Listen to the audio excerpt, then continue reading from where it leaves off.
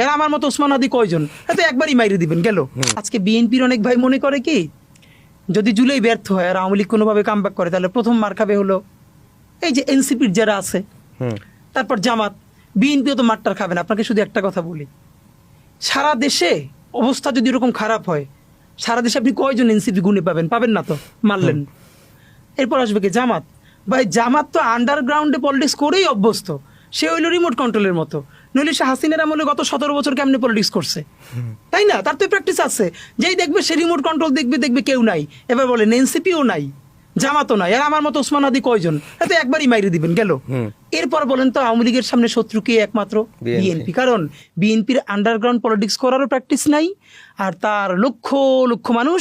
আরো ভয়ঙ্কর হইলো, বিএনপি যত স্টেপ নিক, এটা তো সত্য, তার তৃণমূলে লোকজন চাঁদাবাজি করছে। তো যেই আওয়ামী লীগের কাছ থেকে চাঁদাবাজি করছে, তারা লিস্ট করে রাখছে না, রাখছে। তারপরে মাঠটা কে খাবে? চাঁদাবাজি না।